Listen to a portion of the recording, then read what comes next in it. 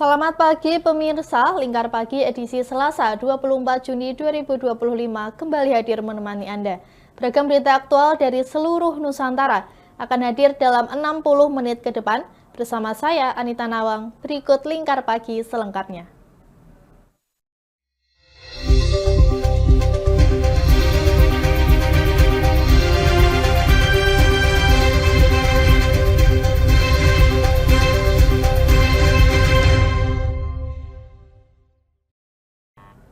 Bupati Sudewo menerima mahasiswa KKN dari UGM dan IPB yang akan melaksanakan pengabdian di sejumlah kecamatan di Kabupaten Pati.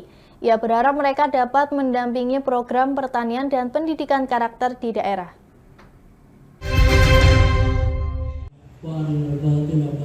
Sebanyak 144 mahasiswa Universitas Gadjah Mada UGM dan 80 mahasiswa Institut Pertanian Bogor IPB resmi diterima langsung oleh Bupati Sudewo untuk melaksanakan kuliah kerja nyata di Kabupaten Pati. Mahasiswa ini nantinya akan disebar di sejumlah kecamatan. Untuk mahasiswa UGM tersebar di Kecamatan Pucak Wangi, Jakenan, Juwana, Tambak Romo, dan Kayen. Sementara mahasiswa IPB bakal tersebar di Kecamatan Margorejo, Margoyoso, Juwana, Gembong, Wedari Jaksa, dan Gunung Wungkal. Bupati Sudewo berpesan kepada para mahasiswa agar dapat berkolaborasi dan menyelaraskan kegiatan dengan arah kebijakan daerah, khususnya di bidang pertanian dan pendidikan. Ini kami menerima mahasiswa dari UGM, Universitas Gadjah Mada Jogja, dan dari IPB, Institut Pertanian Bogor, yang akan melaksanakan KKN di wilayah Kabupaten Pati. Tentu saja kami mengucapkan terima kasih kepada UGM dan IPB, di mana Kabupaten Pati dipercaya sebagai wilayah KKN.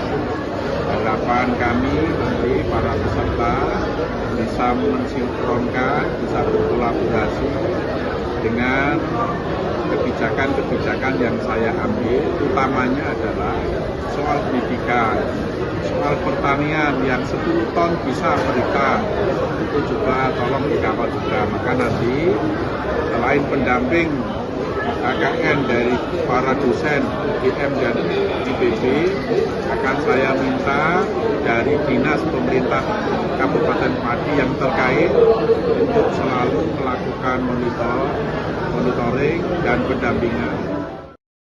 Ia menambahkan, pemerintah Kabupaten Pati akan menugaskan dinas terkait untuk melakukan pendampingan kegiatan mahasiswa sehingga berjalan produktif dan terarah. Dari Pati, Mutia Parasti, Lingkar TV melaporkan. SMP Negeri 3 Purwodadi sukses menyapu bersih gelar juara di kejuaraan bola voli MGMP PJOK SMP ke-21. Baik tim putra maupun putri sama-sama keluar sebagai juara 1 dalam kejuaraan yang digelar di Gor Bung Karno, Purwodadi.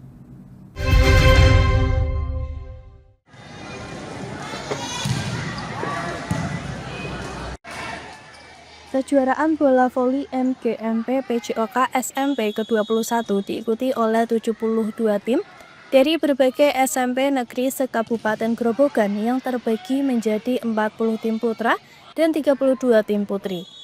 Turnamen ini menggunakan sistem gugur yang berarti setiap tim yang kalah langsung tersingkir dari kompetisi. Dari hasil akhir kejuaraan, 4 tim terbaik dari masing-masing kategori dipilih untuk mendapatkan piala dan pembinaan. Untuk kategori putra, juara pertama diraih SMPN 3 Purwodadi, disusul SMPN Kedung Jati di posisi kedua, SMPN 2 Pulau Kulon sebagai juara ketiga, dan SMPN 1 Grobogan di peringkat keempat. Sementara di kategori putri, kembali SMPN 3 Purwodadi merebut juara pertama. Juara kedua diraih oleh SMPN 2 Purwodadi, diikuti SMPN 1 Purwodadi dan SMPN 1 Brati sebagai juara 3 dan 4. Kepala Dinas Pendidikan Grobogan Purnyomo menyampaikan bahwa tim putra SMPN 3 Purwodadi berhak membawa pulang piala bergilir secara permanen lantaran telah menjuarai turnamen ini 3 kali berturut-turut.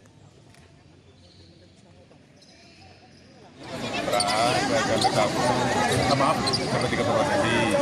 Sekarang juara 2 itu SMP 1 Kedung Jati. Ini terbaru luar biasa. Kemudian juara 3 SMP Kulon 2 yang kemarin juga hampir juara 2. Kemudian yang terakhir adalah SMP Negeri 1 Grobogan. Dengan Putri juara 1 itu di SMP 3 Purwodadi juga. Yang juara 2 SMP 2 Purwodadi, juara 3 SMP 1 Purwodadi, dan juara 4 ada SMP 1 Grati. Untuk yang juara putra ini bisa membawa piala putri tetap yang sudah 3 tahun berturut-turut. Kemudian untuk juara putri kebetulan kemarin itu yang juara 1 telah SMP 2 sekarang SMP 3 kembali. Jadi untuk piala putri masih begitu. Untuk berjenjang ini karena ini bukan program pemerintah, ini hanya mencari duit dari anak-anak. Tapi ini tetap kita laksanakan tiap tahun. Kemarin kita cancel karena ada kegiatan yaitu pemilihan kepala daerah, sehingga baru bisa kita angkat pada kali ini. Ia menambahkan, kejuaraan ini merupakan wadah pembinaan bakat muda di bidang olahraga dan berharap ajang seperti ini terus rutin digelar, sehingga olahraga di Kabupaten Grobogan dapat naik level dan bersaing dengan daerah lain. Dari Grobogan, Ahmad Abror, Lingkar TV melaporkan. Realisasi penerimaan pajak daerah di Kabupaten Rembang hingga pertengahan tahun 2025 dinilai masih jauh dari target. DPRD setempat mendesak pemerintah daerah segera mengambil langkah konkret untuk meningkatkan capaian pendapatan. Para OPD pun didesak untuk bersinergi lintas sektoral dan berinovasi dalam upaya pengelolaan pajak daerah. Video sebentar. Capaian pajak daerah Kabupaten Rembang hingga pertengahan Juni 2025 baru menyentuh angka 27% dari total target tahun ini. Dari target sebesar 177,38 miliar rupiah, baru terkumpul sekitar 48,11 miliar rupiah.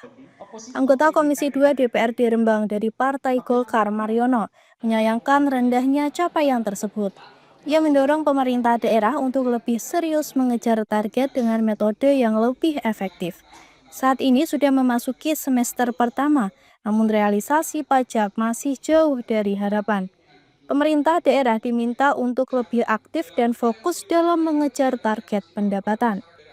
Ia juga menekankan pentingnya sinergi lintas sektor antar OPD dan inovasi dalam sistem penarikan pajak agar potensi pendapatan daerah dapat dimaksimalkan. Sektor pajak mineral bukan logam dan batuan menjadi sorotan utama. Dari target lebih dari 28 miliar, baru sekitar 6,4 miliar atau 22% yang terrealisasi. Rendahnya kontribusi sektor ini salah satunya dipicu oleh berhentinya operasional PT Semen Gresik yang selama ini menjadi penyumbang terbesar dari sektor MBLB. Pendapatan kita, terutama di pajak, ini kan baru tercapai 27% ya, kira-kira itu. Ini harus ada tindakan real, konkret dari pemerintah untuk bersinergi mendapat pajak, artinya bersinergi untuk meningkatkan pendapatan. Lah, sampai saat ini kan sudah triwulan pertama, ini hampir selesai, kok baru hanya 27%. Kalau ini nanti tidak dipacu, target kita kemungkinan tidak akan terpenuhi. Gitu. Maka kami mohon dari semua elemen atau OPD-OPD yang memang di situ berkompeten di dalam perpajakan atau pendapatan daerah, ini harus dipacu sehingga target itu bisa tercapai. Itu. Terkait dengan terutama mineral, ini terkait dengan pajak mineral batu yang bukan logam ya.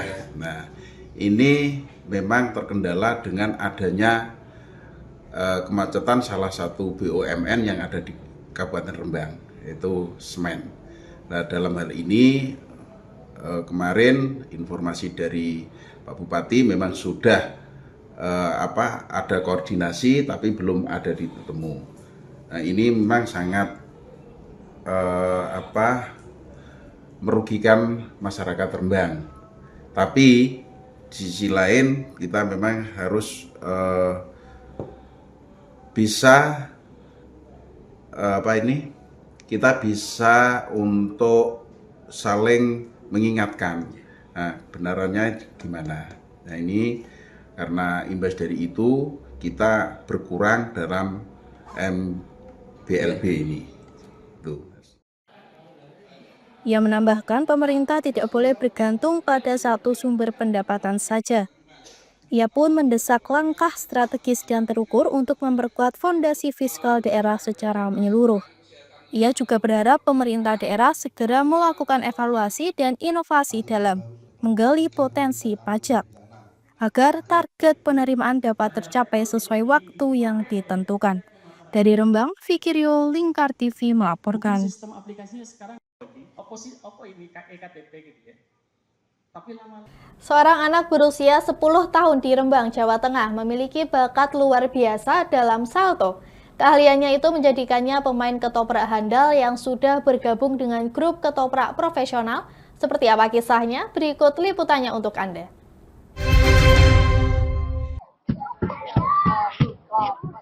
Namanya Belvin Aprilian, anak dari pasangan Mulyono dan Sulasmi, warga desa Gedung Mulyo, Kecamatan Lasem, Kabupaten Rembang, Jawa Tengah. Meski baru berusia 10 tahun, Belvin sudah malang melintang di dunia seni ketoprak. Awalnya, Belvin belajar salto di arena permainan rumah balon dan trampolin saat ada pertunjukan di kampungnya. Setelah menguasai salto, Belvin berkeinginan bergabung menjadi pemain ketoprak. Keinginannya pun disambut baik karena grup ketoprak Langan Wandowo Rembang siap merekrutnya sebagai pemain tetap. Sejak saat itu, Belvin sering pentas di berbagai daerah, terutama saat adegan keprok atau perang. Ia bahkan menjadi satu-satunya pemain cilik di grup tersebut. Pentasan ketoprak dijalani Belvin setelah pulang sekolah. Uang hasil pentas ia gunakan untuk membiayai kebutuhan sekolah dan membantu ekonomi keluarga. Aslinya kepengen Pak, kepengen ikut, kepengen bisa salto. Jadinya latihan terus. Pertama kalinya numpak gajah, kayak gitu terusan. Aku salto terusan main ketoprak gitu. Sudah main ketoprak berapa kali ini?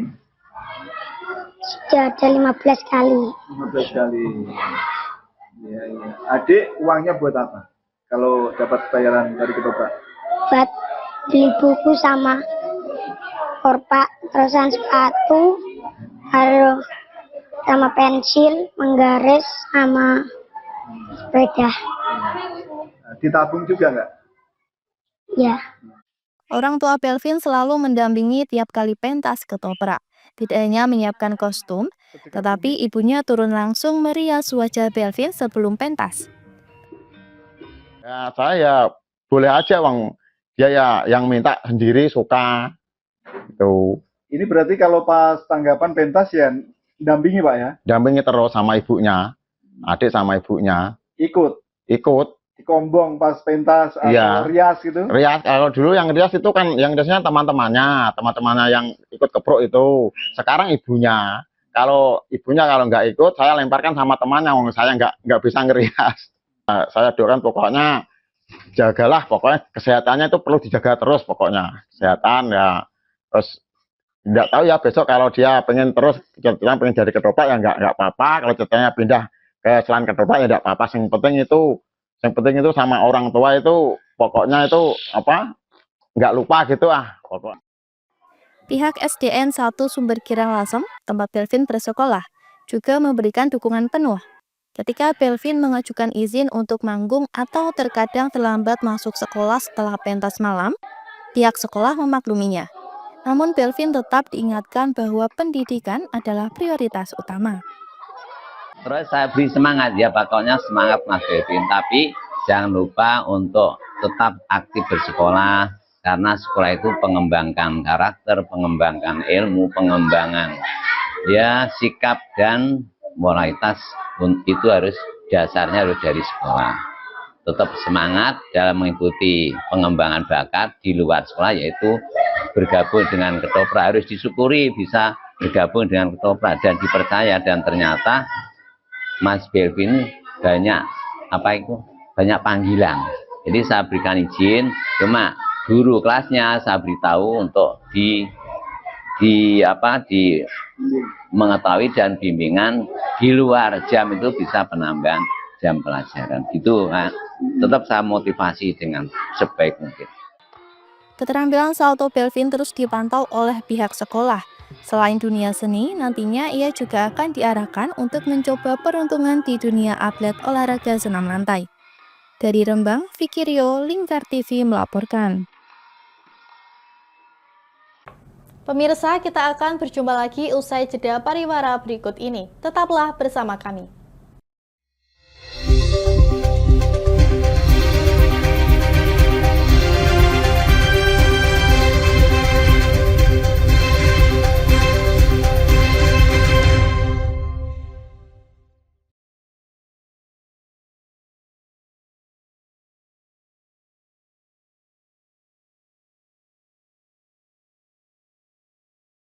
Yang saat ini ya kayaknya sudah beberapa tahun yang lalu. Boleh banget nih ditonton setiap hari.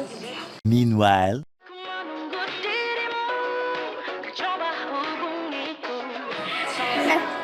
Kamu lagi nonton apa sih dari tadi kok apem-apem mulu?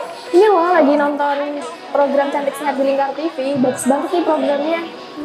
Oh ada ya program kayak gitu? Ada loh di programnya di Lingkar TV. Kau udah tahu kan Lingkar TV? Belum. Kan belum tahu Lingkar TV. Lingkar TV itu TV digital streaming online yang sudah mengantongi izin PSE dari Kominfo dan bisa diakses di HP kalian mestinya. Oh iya? Iya, bagus loh. Coba di-download sekarang. Bentar deh, aku tak coba download dulu. Iya. Selain program Cantik Sehat, kalian juga bisa menonton program lainnya di Lingkar TV dan bisa ditonton kapanpun dan dimanapun kalian berada loh. Gimana, udah bisa? Udah nih, punyaku udah bisa. Punyaku juga udah nih. Wah ya, bagus dong kalau udah download semuanya. Tunggu apa lagi? Sekarang giliran kamu Download aplikasi Lingkar TV di Play Store.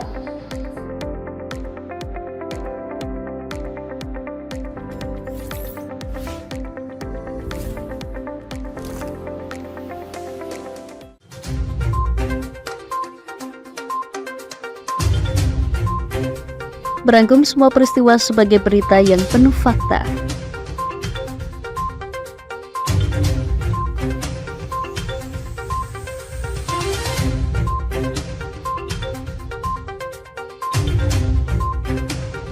Saksikan Jateng hari ini setiap Senin hingga Sabtu hanya di Lingkar TV.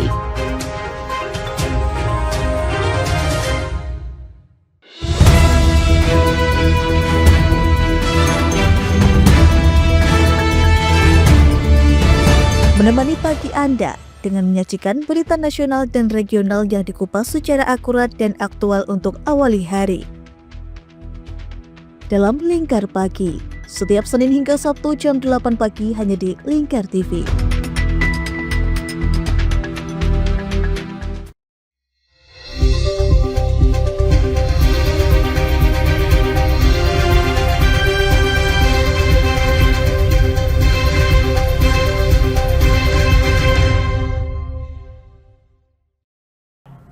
Tahun ini, Dinas Perumahan Rakyat dan Kawasan Permukiman Jawa Tengah akan membangun 3 rumah apung bagi warga Sayung, Kabupaten Demak yang terdampak banjirop. Hal ini menjadi solusi sementara sambil menunggu penanganan jangka panjang.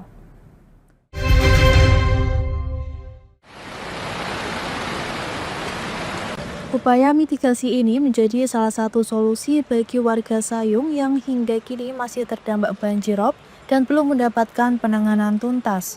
Kepala Disperakim Jawa Tengah, Budia Darmawan, mengakui bahwa rumah apung hanyalah solusi parsial. Menurutnya, langkah utama yang harus dilakukan adalah pembangunan tanggul raksasa atau giant seawall, serta normalisasi sistem drainase. Namun proyek-proyek infrastruktur besar seperti tanggul tersebut membutuhkan waktu bertahun-tahun untuk direalisasikan. Sementara, warga tidak bisa terus-menerus bertahan di rumah yang terendam banjir. Ia menjelaskan, rumah apung dirancang untuk ditempatkan di dekat rumah asli warga agar dapat digunakan saat banjirop datang. Dengan anggaran sekitar 120 juta per unit, rumah apung dinilai sebagai opsi paling terjangkau saat ini. Namun dari total 110 kepala keluarga yang terdampak, baru 3 keluarga yang akan menerima bantuan pada tahun ini. Dalam waktu dekat, pihaknya akan menggelar pertemuan dengan pemerintah pusat untuk mengajukan dukungan anggaran dari APBN dalam menangani rob di wilayah Sayung Demak. Dari pemetaan di Seperhakim sendiri berapa rumah sih Pak maksudnya yang tergenang atau terdampak di Demak itu sendiri ada berapa?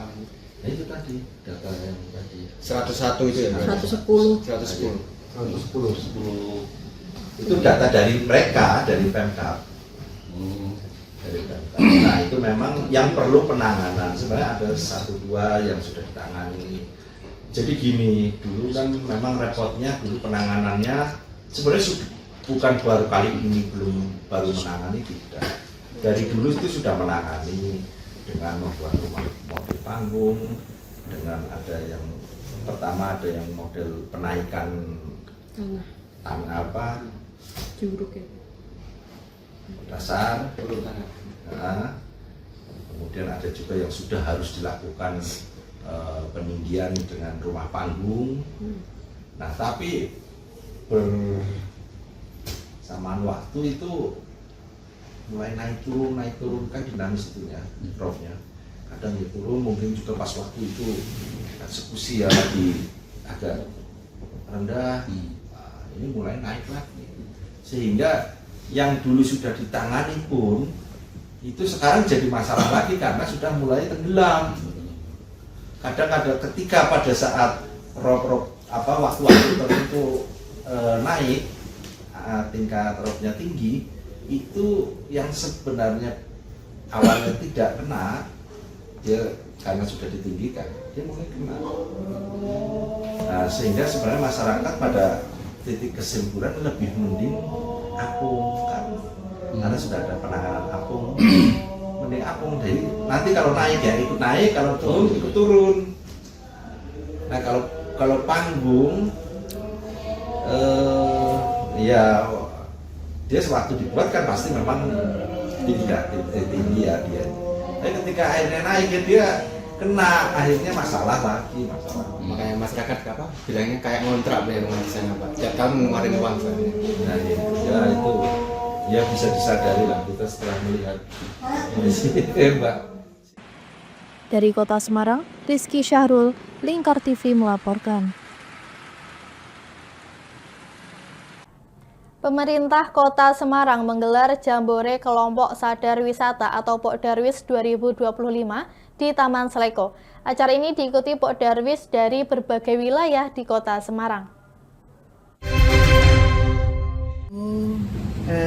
Jambore Pokdarwis 2025. Jambore Pokdarwis 2025 diselenggarakan sebagai upaya meningkatkan sektor pariwisata di Kota Semarang. Kegiatan ini dimeriahkan dengan berbagai pentas seni serta undian hadiah menarik bagi para peserta dan pengunjung. Sekitar 20 Pokdarwis turut ambil bagian dengan mendirikan stand di area Jambore. Masing-masing kelompok berlomba menghias stand dan menampilkan ragam kerajinan khas daerah mereka. Di samping Jambore Pokdarwis, digelar pula Musrenbang Pariwisata dan Festival Kojas yang berlangsung di beberapa titik, seperti Taman Seleko dan Gedung PGN Menara Syah Bandar. Pada momen yang sama, pemerintah Kota Semarang juga meluncurkan program Dewi Sri, atau akronim dari Desa Wisata Unggulan yang Sustainable, Religius, dan Inovatif. Program ini menjadi langkah strategis membangun destinasi wisata berbasis komunitas yang inklusif dan berkelanjutan. Kegiatan ini dibuka langsung oleh Wali Kota Semarang, Agustina Wilujeng Pramestuti. Ia menegaskan komitmennya dalam memperkuat peran Pokdarwis di seluruh wilayah kota. Kedepan, Pemkot Semarang berencana memfasilitasi promosi hasil UMKM Pok Darwis secara rutin di berbagai titik strategis kota. Ini kan dalam rangka jambore. Nanti Pemkot akan memilih secara tersendiri siapa-siapa yang akan bisa punya potensi untuk dikembangkan, dan kemudian ini harus menjadi sesuatu industri kecil yang dimiliki oleh masing-masing masyarakat. Ini bagus lagi kalau dikonek ke Koperasi Merah Putih. Koperasi Merah Putih bisa memberikan permodalan, mengakseskan permodalan, terus menjadi tempat etalasenya. Jadi tempat etalasenya potensinya besar sekali. Hanya kalau kita mau mendaratkan titik pamernya di kecamatan kan kemungkinan besar opportunity untuk terjual menjadi kecil ketika berada di kecamatan yang jauh. Ini kan menjadi tidak fair. Maka khusus untuk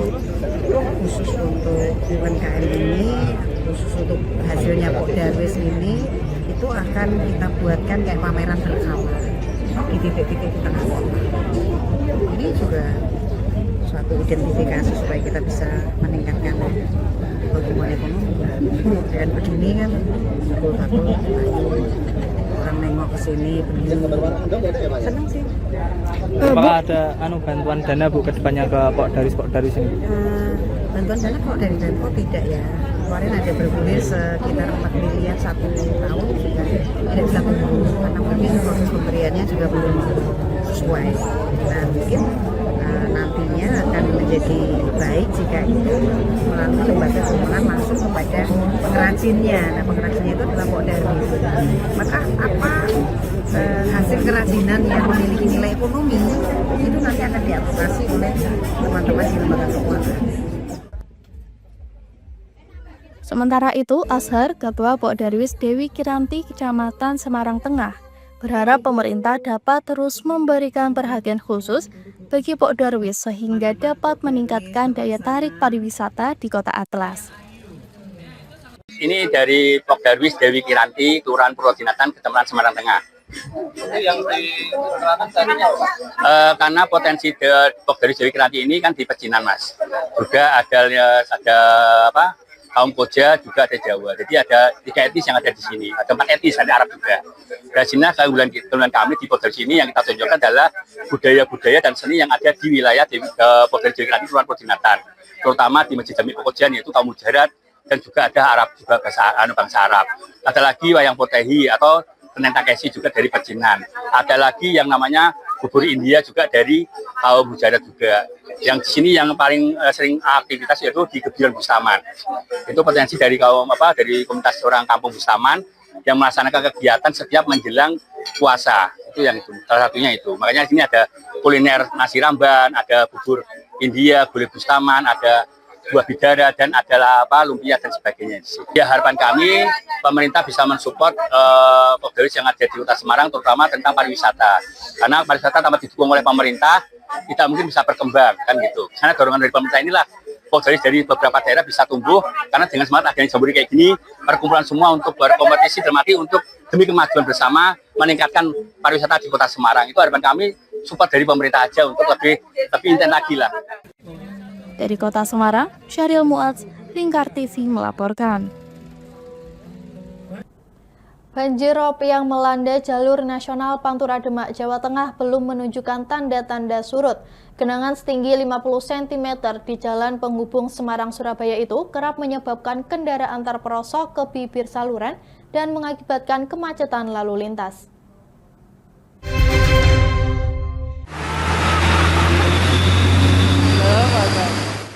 Beginilah kondisi sebuah truk pengangkut makanan kaleng dari Sidoarjo menuju Jawa Barat yang terperosok ke bibir saluran akibat genangan banjir. Diduga pengemudi tidak menguasai kondisi jalan yang tertutup air dan minim penerangan. Insiden ini sempat membuat arus lalu lintas di lokasi tersendat. Banjir rob yang sudah melanda selama 2 pekan terakhir masih menenggelamkan jalur Pantura di Desa Sriwulan, Kecamatan Sayung, Kabupaten Demak. Kedalaman genangan yang mencapai lebih dari 50 cm memaksa pengguna jalan untuk ekstra hati-hati. Salah satu pengemudi truk, Edi, mengaku sering terjebak kemacetan sepanjang hingga 2 km. Dirinya menyayangkan kondisi jalan nasional yang selalu tergenang banjirop. Hampir setiap hari ia harus menerjang genangan saat melintas antara Semarang dan Pati. Dari Bangjo itu di pos polisi Genduk itu pasar Genduk. Ini dari mana mau kemana ini Pak? Mau Semarang mau ke bawah ke Blora. Bawa apa ini Pak? Bawa mebel. Butuh waktu 20 menit Pak ini Pak. Gimana? Telat gak nanti Pak? Amat sangat telat. Waktunya telat. Uang sakunya mepet. Lemes. Pemerintah harusnya memperhatikan kayak gini Mas. Dadanya akeh kok kalau kejar kayak piye. Lemes. Senada dengan itu, Desi warga Desa Sriwulan juga berharap ada percepatan penanganan banjir. Menurutnya, jalur Pantura merupakan jalur utama penghubung transportasi dan pergerakan ekonomi yang kini kerap macet, terutama saat jam berangkat dan pulang kerja. Sering Mbak, akibatnya rob selalu tinggi, pasang surut. Ini biasanya kalau macet jam berapa? Kalau macet jam kerja sama jam pulang kerja. Setiap hari ini ya? Setiap hari. Kalau jalur ini penghubung arah mana? Dari Surabaya sampai sana Semarang dan sebaliknya juga. Tapi macetnya itu biasanya sampai Kaligawe plus sama Sayong. Itu pasti bisa sampai kalau macet seperti ini banyak warga yang mengeluh ya? Pasti banyak. Tapi gimana lagi, Wong nggak ada itu jalur lainnya ya? Soalnya ini alternatif jalur Pantura, maksudnya utama. Satu-satunya Pak, nggak ada alternatif lain. Hingga saat ini pemerintah daerah maupun provinsi sudah mencoba mengatasi banjirop melalui skema pompanisasi dan normalisasi sungai di wilayah terdampak. Sementara itu, secara jangka panjang, pemerintah pusat merencanakan pembangunan giant seawall yang membendung air laut dari Sayung hingga wilayah Kabupaten Jepara. Dari Kabupaten Demak, Burhanuddin Aslam, Lingkar TV melaporkan. Ratusan warga terdampak banjir di Desa Tanggirejo, Kecamatan Tegowanu, Kabupaten Grobogan, Jawa Tengah, mendapatkan bantuan paket sembako dari Bid Propram Polda Jawa Tengah. Bantuan ini diberikan sebagai bentuk kepedulian dan kehadiran polisi di tengah masyarakat yang sedang mengalami musibah.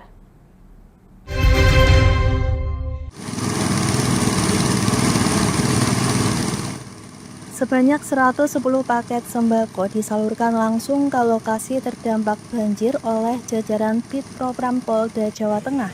Selain menyalurkan bantuan, petugas juga menyempatkan diri mengunjungi sejumlah warga lansia yang terdampak banjir dengan kondisi memprihatinkan.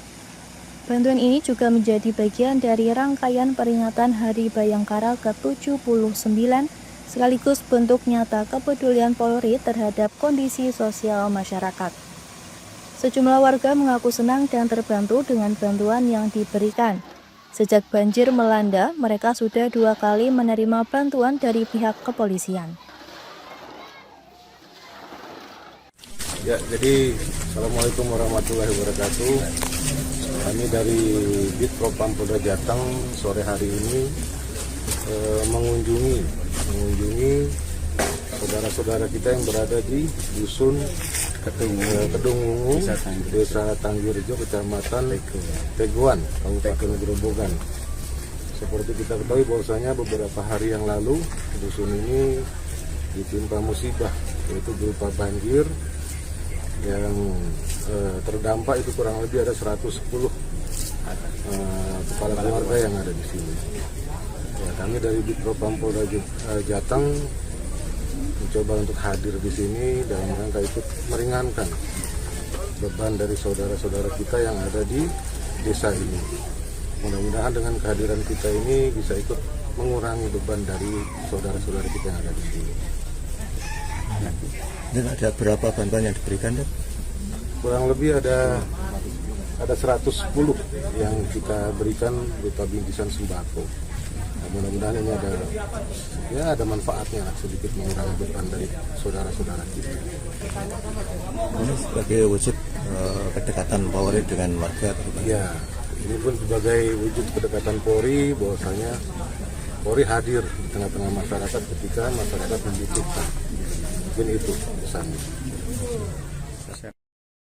Banjir yang menggenangi ratusan rumah warga sejak Selasa lalu kini telah surut sepenuhnya. Namun aktivitas warga masih berfokus pada pembersihan rumah dan lingkungan sekitar. Polisi bersama BPBD Grobogan turut membantu membersihkan rumah warga, tempat ibadah, jalan desa, hingga sumur-sumur yang sempat tergenang. Langkah ini diambil agar aktivitas warga dapat kembali normal dan lingkungan pasca banjir tetap bersih dan sehat. Dari Grobogan, Ahmad Abror, Lingkar TV melaporkan. Pemirsa, kita akan berjumpa lagi usai jeda pariwara berikut ini. Tetaplah bersama kami.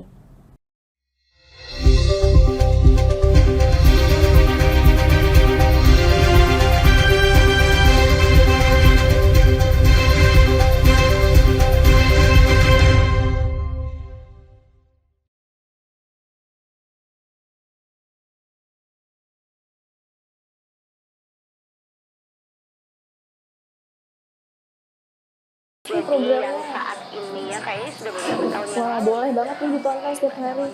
Meanwhile,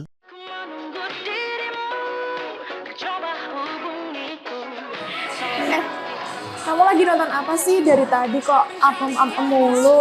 Ini loh lagi nonton program Cantik Sehat di Lingkar TV. Bagus banget nih programnya. Oh ada ya program kayak gitu? Ada loh di programnya di Lingkar TV. Kau udah tahu kan Lingkar TV? Belum. Kan belum tahu Lingkar TV. Lingkar TV itu TV digital streaming online yang sudah mengantongi izin PSE dari Kominfo dan bisa diakses di HP kalian mestinya. Oh iya? Iya, bagus loh. Coba di-download sekarang. Bentar deh, aku tak coba download dulu. Iya. Selain program Cantik Sehat, kalian juga bisa menonton program lainnya di Lingkar TV dan bisa ditonton kapanpun dan dimanapun kalian berada loh. Gimana, udah bisa? Udah nih, punyaku udah bisa. Punyaku juga udah nih. Wah ya, bagus dong kalau udah download semuanya. Tunggu apa lagi? Sekarang giliran kamu download aplikasi Lingkar TV di Play Store.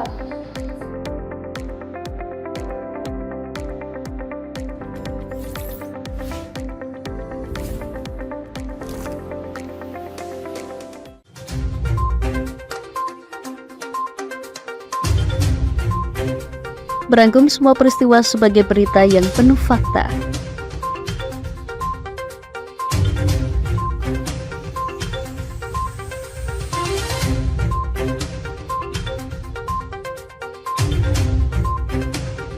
Saksikan Jateng hari ini setiap Senin hingga Sabtu hanya di Lingkar TV.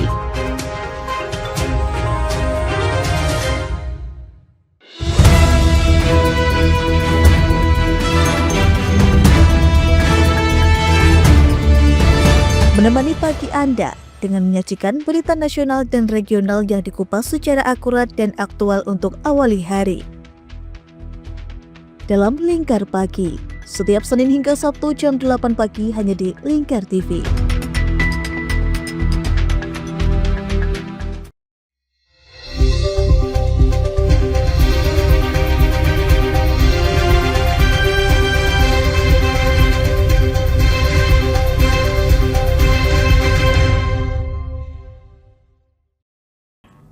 Meningkatnya perselisihan terkait hak cipta dan merek dagang mendorong pelaku usaha industri kreatif untuk menyadari pentingnya pengajuan HKI. Isu ini menjadi fokus khusus yang ditujukan kepada desainer muda agar melindungi hasil karya mereka dari potensi pelanggaran. Yogyakarta sebagai surganya industri kreatif menjadi daerah yang menempati posisi tertinggi dalam pengajuan hak kekayaan intelektual atau HAKI.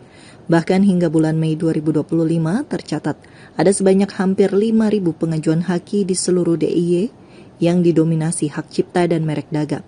Hal ini disampaikan ahli media analisis kekayaan intelektual dari Kantor Wilayah Hukum DIY, Kus Apriyanawati saat sosialisasi HAKI kepada para perancang busana Yogyakarta pada Minggu 22 Juni. Jelasnya dengan mengantongi haki, pemilik merek dagang tidak sekadar mendapat perlindungan hukum, namun juga dapat meningkatkan ekonomi produk serta memberikan rasa nyaman terhindar dari perselisihan merek dagang yang sama. Tentunya mereka ke depannya diharapkan dapat berusaha dengan tenang. Seandainya nanti usahanya ke depan semakin maju, dia tidak akan disumasi atau digugat oleh pihak yang mendaftarkan nama atau branded yang sama seperti itu. Misalnya ada yang plagiasi, ada yang jual, misalnya ini laris ya, nanti ada yang plagiasi, mirip-miripin, dan nanti kok dijual di sana. Kita nggak bisa itu kan akan yang pemilik mereknya tadi akan terlindungi, jadi supaya tidak ada plagiasi.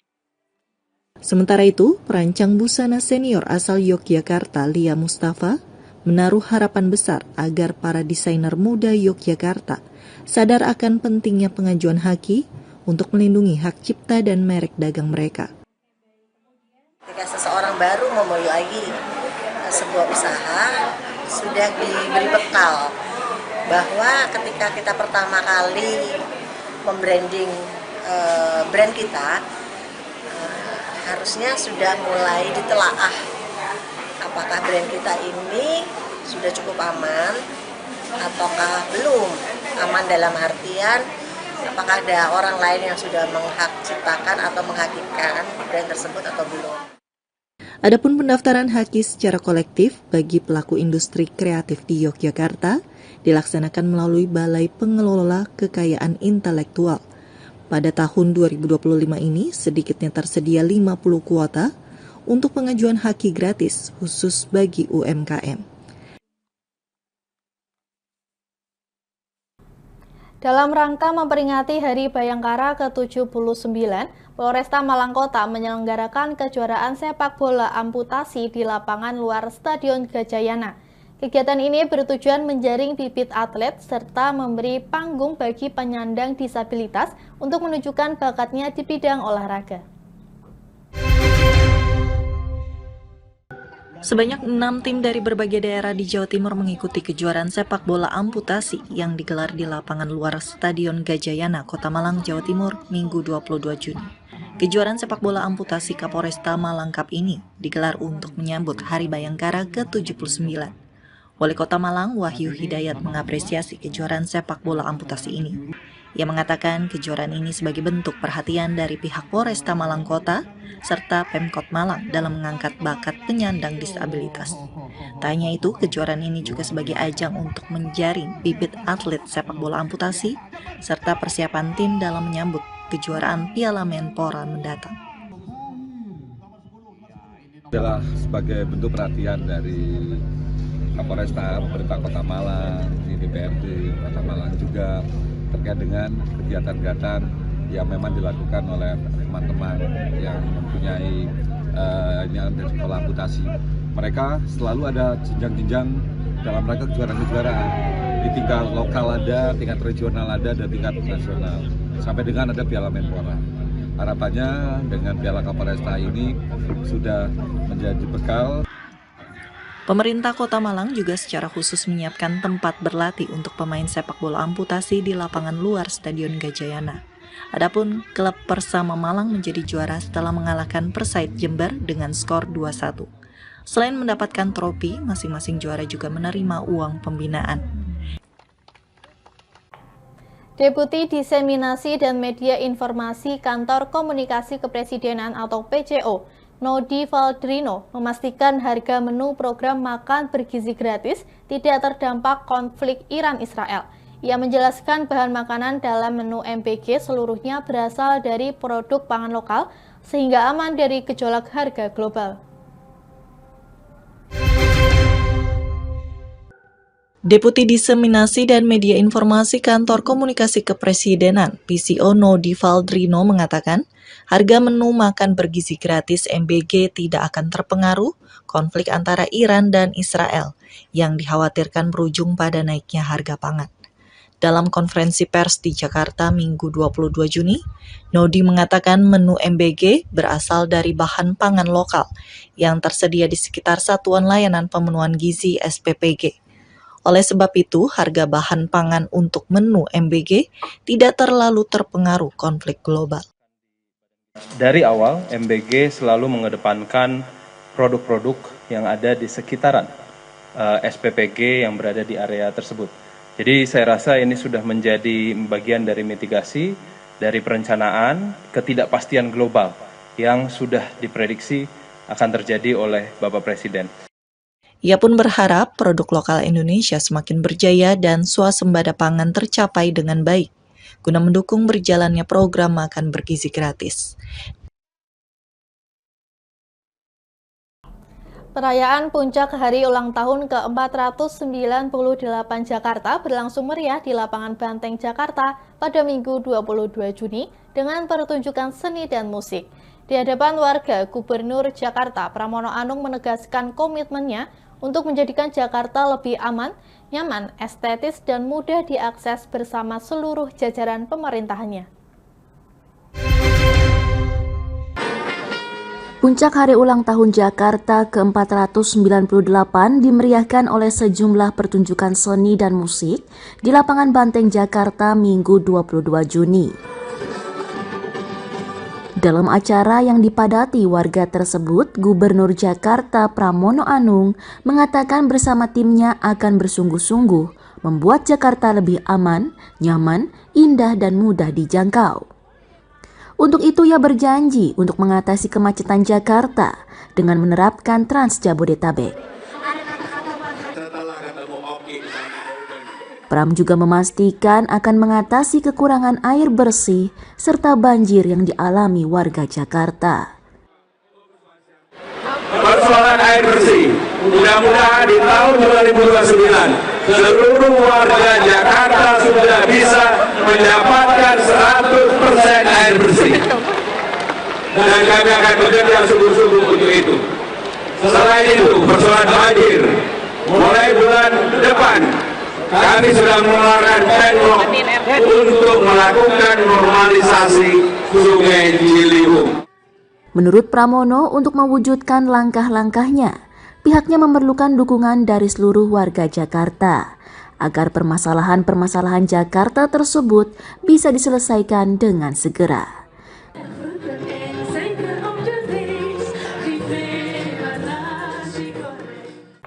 Pemirsa, kita akan berjumpa lagi usai jeda pariwara berikut ini. Tetaplah bersama kami.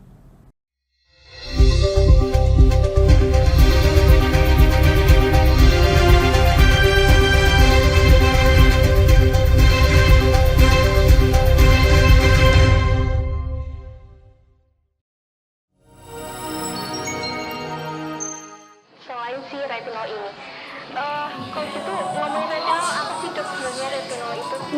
Bagus sih programnya. Yang saat ini ya kayaknya sudah beberapa tahun yang Wah, boleh banget nih ditonton setiap hari. Meanwhile,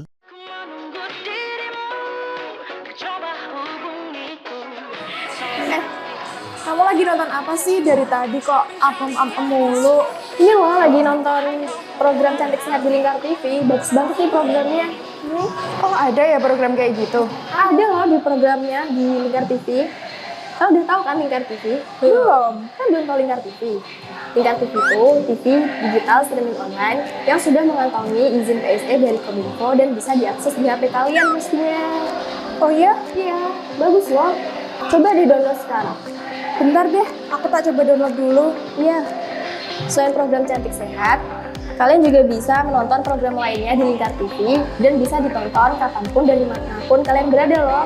Gimana, udah bisa? Udah nih, punyaku udah bisa. Punyaku juga udah nih. Wah ya, bagus dong kalau udah download semuanya. Tunggu apa lagi? Sekarang giliran kamu download aplikasi Lingkar TV di Play Store.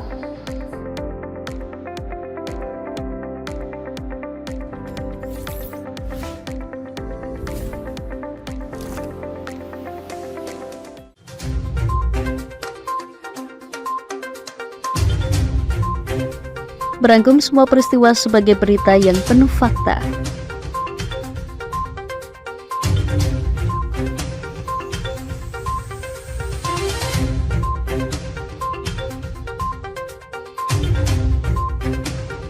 Saksikan Jateng hari ini setiap Senin hingga Sabtu hanya di Lingkar TV.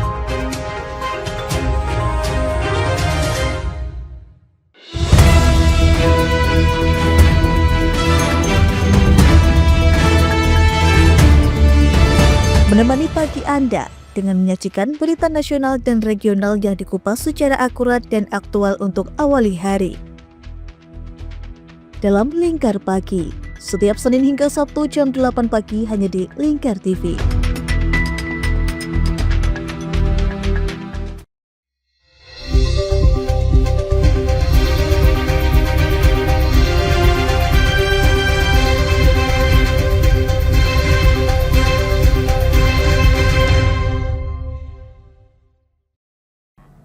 Staf khusus Badan Gizi Nasional Redi Hendra Gunawan menanggapi perubahan menu program makan bergizi gratis yang kini berupa bahan makanan mentah dan camilan. Dalam konferensi pers, ia menjelaskan bahwa perubahan ini merupakan inisiatif Satuan Pelayanan Pemenuhan Gizi selama masa libur sekolah.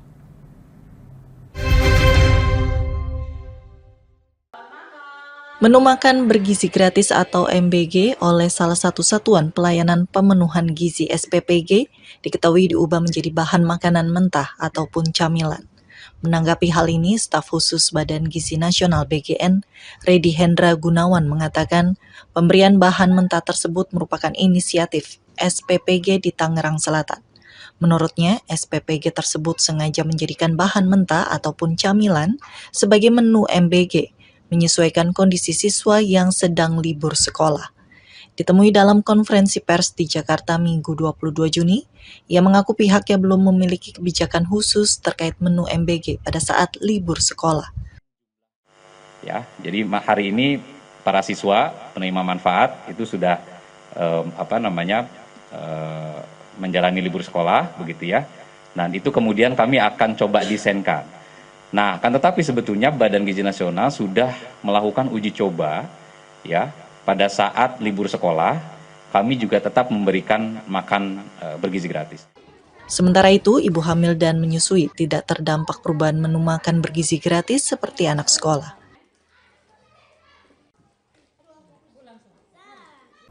Dinas Kesehatan Provinsi Sulawesi Selatan melaporkan 1 kasus suspek COVID-19 di Kota Makassar. Menanggapi temuan tersebut, Kepala Dinkes Sulsel Ishak Iskandar menyatakan pihaknya akan memperketat pengawasan dengan melakukan tracing secara intensif di fasilitas layanan kesehatan. Dinas Kesehatan Provinsi Sulawesi Selatan menemukan 1 kasus suspek COVID-19 di Kota Makassar. Pasien tersebut mengalami keluhan dan gejala COVID seperti flu dan batuk sejak 1 Juni dan telah melakukan pemeriksaan pada 3 Juni. Kepala Dinas Kesehatan Provinsi Sulsel Ishak Iskandar saat ditemui di Kota Makassar Minggu 22 Juni mengatakan kasus tersebut sudah ditangani dan bukan berasal dari perjalanan luar negeri. Oleh karena itu, Dinkes Sulsel akan memperketat pengawasan melalui tracing di pusat layanan kesehatan untuk menindaklanjuti temuan ini. Ya, intinya kan bagaimana kita mengantisipasinya itu ya kalau ada yang batuk, ada yang flu, ada yang demam, jangan menganggap tidak ada sesuatu ya, pasti kita harus waspada saja. Sementara itu, Wakil Gubernur Sulawesi Selatan Fatmawati Rusdi mengatakan pemerintah terus berupaya memastikan penularan tidak terjadi sehingga masyarakat tidak perlu panik dengan situasi tersebut. Kita juga terus menyampaikan untuk terus menjaga, selain menjaga stamina juga prokes kesehatan, itu yang utama, dan kita tidak boleh mengabaikan, tapi lalu kemudian jangan sampai ini menjadi momok ketakutan kepada masyarakat kita, panik, tapi bagaimana tetap berkegiatan dengan mengedepankan prokes kesehatan. Sejauh ini Dinkes Sulsel juga telah berkoordinasi dengan pihak-pihak terkait dalam hal penanganan COVID-19, termasuk antisipasi bawaan virus yang mungkin dibawa oleh jemaah haji dari Tanah Suci. 5 desa di Kecamatan Bacan, Kabupaten Halmahera Selatan, Maluku Utara terendam banjir pada Minggu 22 Juni dini hari. Banjir dipicu hujan deras yang mengguyur sejak Sabtu 21 Juni lalu. Wilayah terdampak meliputi Desa Amasing Kota, Amasing Kota Barat, Amasing Kota Utara, Labuha, dan Indomut.